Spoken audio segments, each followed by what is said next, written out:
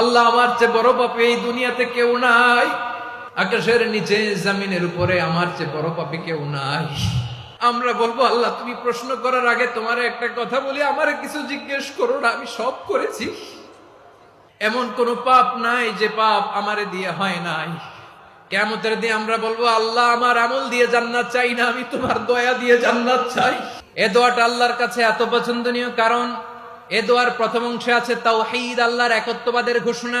লা ইলাহা ইল্লা আনতা, ও আল্লাহ আপনি ছাড়া কোনো ইলাহ নাই, উপাস্য নাই।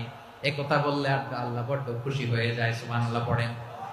এ দোয়ার দ্বিতীয় অংশে আছে তাসবিহ, মানে আল্লাহর প্রশংসা, প্রশংসা সূচক বাণী। সুবহানাক সুবহানাক সুবহানাক, ও আল্লাহ আমি আপনার পবিত্রতা ঘোষণা করছি, সুবহানাক। এই কথা শুনলেও আল্লাহ খুশি হয়ে যায়, সুবহানাল্লাহ পড়েন। এই দোয়ার তৃতীয় অংশে আছে তাকরীর, তাকরীর মানে পাপের স্বীকৃতি। তাকরীর মানে কি?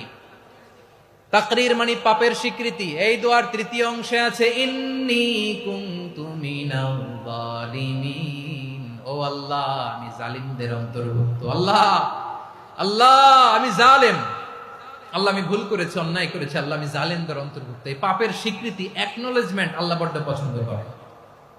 যখন আল্লাহর কাছে আপনি ছোট হবেন, ছোট হতে হতে যত ছোট হবেন ওই দৃশ্যটা দেখতে আল্লাহ বড্ড পছন্দ করে, সুবহানাল্লাহ বলে।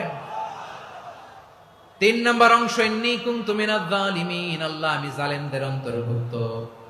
সাইয়েদনা আদম আলাইহিস সালাম ভুল করে যখন নিষিদ্ধ গাছের ফুল খেয়ে ফেললেন, ফল খেয়ে ফেললেন, আল্লাহ বললেন আদম ক্ষমা পেতে চাইলে তুমি আর হাওয়া মিলে স্বীকৃতি দাও, পাপের স্বীকৃতি আর পড়ো রব্বানা যালামনা আনফুসানা ওয়া ইল্লাম তাগফির লানা ওয়া তারহামনা লানাকুনান্না মিনাল খাসিরিন।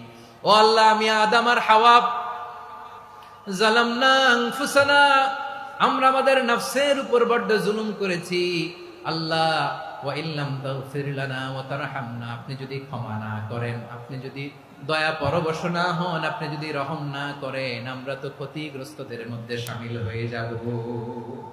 এই দোয়া করার সাথে সাথে সাইয়েদনা আদম আর হাওয়া আলাইহিস সালামকে ক্ষমা করে দিলেন কে? তাহলে এই দোয়ার 3 নম্বর অংশ তাকরীর, এটা আল্লাহ বড্ড পছন্দ করে। আমার কলিজার টুকরা ভাইয়েরা, গুনাহ করে শিকার যেতে হবে, এটা আল্লাহ ভালোবাসেন।